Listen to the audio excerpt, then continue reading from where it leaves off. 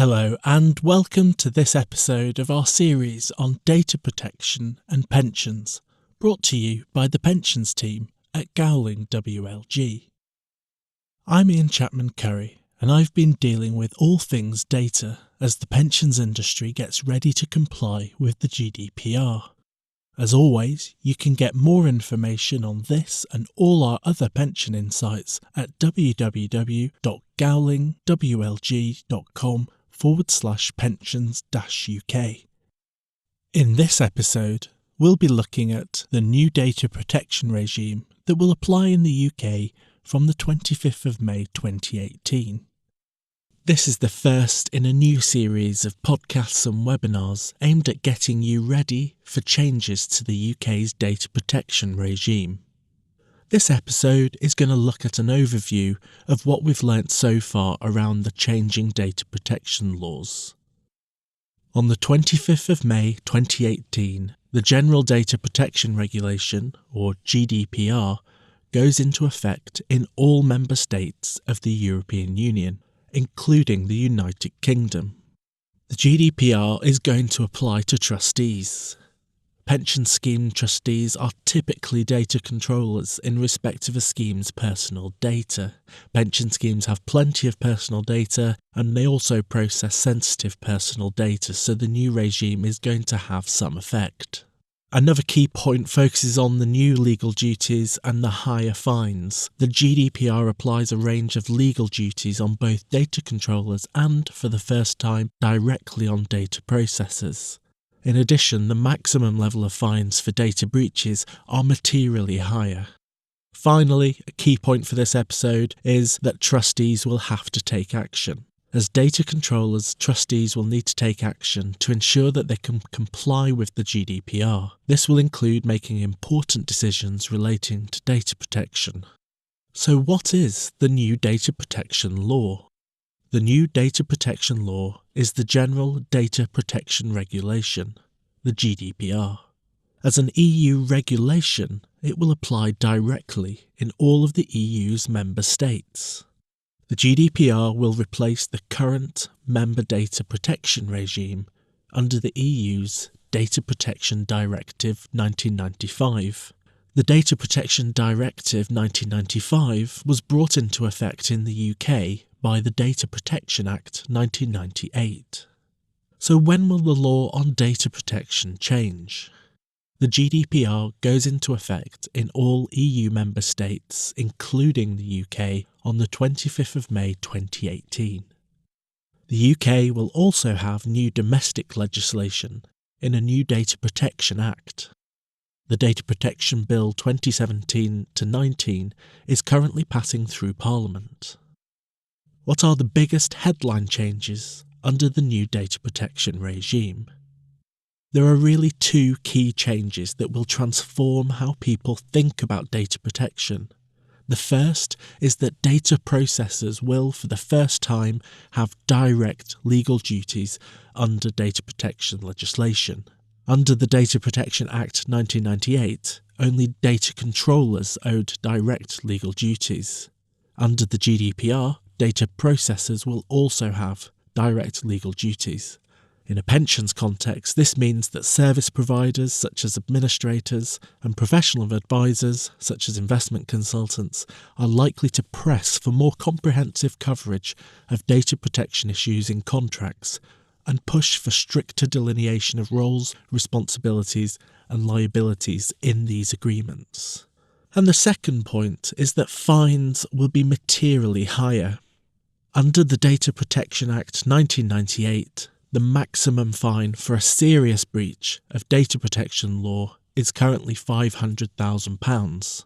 Under the GDPR, the maximum fine will, depending on the type of breach, be either the higher of €20 million or 4% of the global turnover of the undertaking, or the higher of €10 million and 2% of the global turnover of the undertaking for less material breaches. Most of the obligations under the GDPR will fall under at least one of these two sets of fines. In the pensions industry, this means that data protection issues will be far more central to negotiations on contracts and are likely to feature far more prominently on everyone's list of priorities. In addition, it's likely that employers will be more concerned to ensure that trustees are complying with their data protection obligations. So what are the data protection principles under the GDPR? The Data Protection Act 1998 set out 8 data protection principles that guided the legislation and the regulatory regime. This approach has been followed in the GDPR. There are 6 principles set out in the GDPR, along with an additional overriding principle of accountability that applies to all aspects of the regime.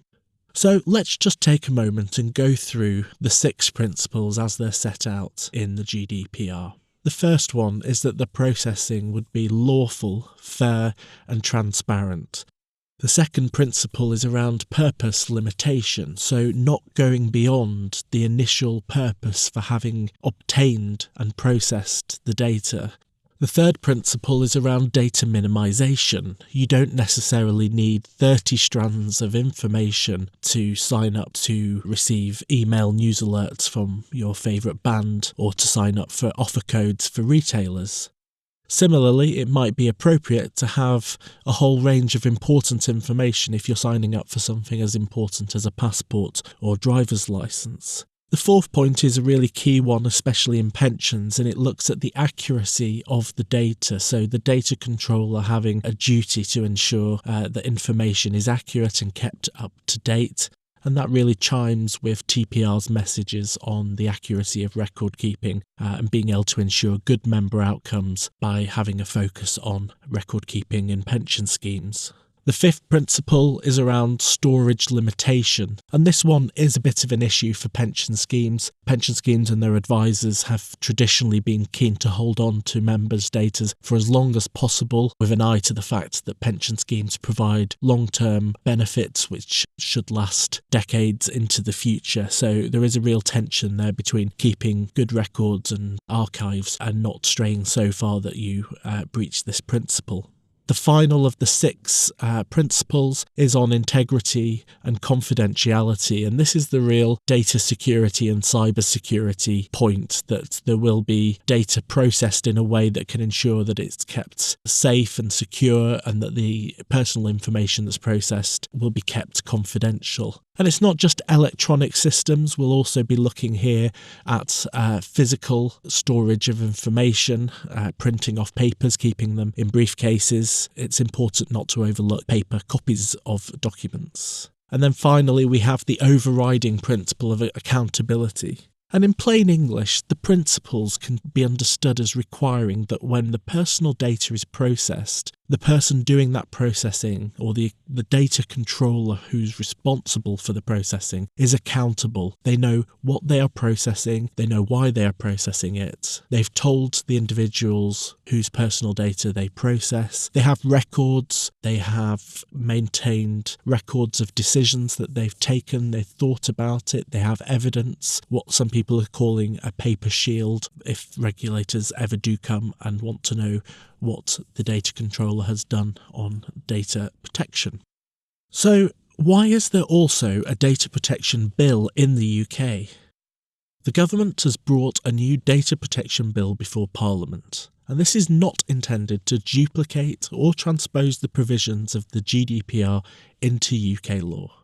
Instead, the Data Protection Act 2018, as it will come, is intended to extend the scope of the GDPR, so the GDPR sets out a general, albeit quite detailed framework, but it does still require member states or further EU legislation to provide the comprehensive data protection framework. The UK's Data Protection Bill will provide the UK member state legislation to ensure that the GDPR works in the UK context. It's also designed to fill in some of the gaps in the GDPR with UK legislation. The GDPR is a framework and principle-based piece of legislation for an EU-wide data protection regime, but more detailed provisions or country-specific provisions are then expected to be set out in follow-on member state legislation. In the UK, the Data Protection Bill is providing this additional legislation, and it's going to help ensure that the GDPR works as intended. The third point is that the Data Protection Bill, when it becomes law, is aiming at setting higher standards in respect of control over personal data. And this was part of the Conservative Party's election manifesto in the run-up to the general election held in June 2017. The government is therefore committed to give people more control over the use of their data and providing new rights to move or delete personal data. These will go over and above what is required in the GDPR. Fourthly, the Data Protection Bill will preserve, where possible, the tailored exemptions under the current data protection regime. The Data Protection Act 1998 contains a whole series of exemptions which help UK businesses, researchers, financial services, journalists and lawyers do their business. The Data Protection Bill seeks, as far as possible, to retain these exemptions and provide continuity for anyone engaged in these areas in the UK. And finally, the Data Protection Bill will seek to repeal the Data Protection Act 1998.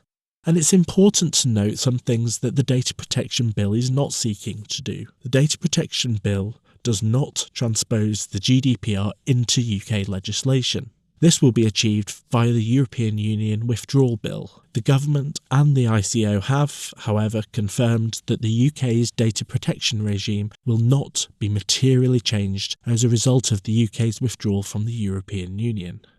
So, why is data protection relevant to pension scheme trustees? The GDPR's main focus is to regulate the processing of personal data. Pension scheme trustees need to process personal data for a whole number of reasons, including administering their schemes in line with the scheme's governing documentation, paying the correct pension benefits to the right people at the right time, and exercising discretions and taking decisions in line with the scheme's governing documents and their duties under trust law. Trustees will usually be data controllers in respect of their scheme's personal data. Under the GDPR, data controllers are required to process personal data in line with the data protection principles and comply with a range of specific legal requirements. So what are the main things that pension scheme trustees will have to do next? The GDPR encourages data controllers to put in place data protection by design and data protection by default. In practice, this means that data controllers, such as trustees, will need to think about the policies, processes and procedures that they have in place and ensure that they reflect the new data protection principles. Trustees should consider the following key issues: understanding your scheme's data and your legal obligations. Pension scheme data is usually held on paper files and/or computer systems. This data is often shared with third-party service providers. As data controllers, trustees will need to understand what personal and sensitive personal data the scheme and any third parties hold, use and share. As a data controller, trustees will be expected to understand their legal duties and demonstrate how they've complied. Third-party service providers are key to the administration and running of many pension schemes. Trustees need to understand and review how the scheme's administrators, actuaries, lawyers and other advisors use the scheme's data. They will also need to review and possibly renegotiate the contractual terms that are in place with any third parties. Trustees are also going to have to make decisions on a range of issues relating to data protection. One of the most important decisions will be to agree the legal basis upon which the trustees process the scheme's personal and sensitive personal data. Trustees will also have to record these decisions in order to demonstrate accountability. The GDPR has specific requirements for data controllers to communicate with individuals whose data they are processing. Data controllers communicate with data subjects by issuing data protection notices. Data controllers are required to give certain information to individuals about how and why their personal data is used. And this is usually done by issuing what's called a data protection notice, but it might also be referred to as a fair use notice or a privacy notice. Under the GDPR, data protection notices need to be more detailed and specific than under the current data protection legislation. Trustees are also going to have a look at the scheme's policies and procedures. data controllers will need to ensure that they have put in place appropriate technical and organisational measures to ensure that the trustee can comply with the GDPR and ensure the security of individuals' data. This means understanding and reviewing how the scheme and any third parties store, secure, share, backup and monitor personal data. Data controllers will also have to demonstrate how they've complied. A compliance record can help with focusing on the key tasks managing the compliance project and documenting the steps taken. And if that has whet your appetite for all things data protection, don't forget there is far more information available at www.gowlingwlg.com. We've made all of these episodes available to read, watch or listen to whenever you want. Please do share them with anyone who is dealing with data protection issues. Thanks for making the time to join us. I hope you can join us for another episode of Gowling WLG's Data Protection and Pension series soon.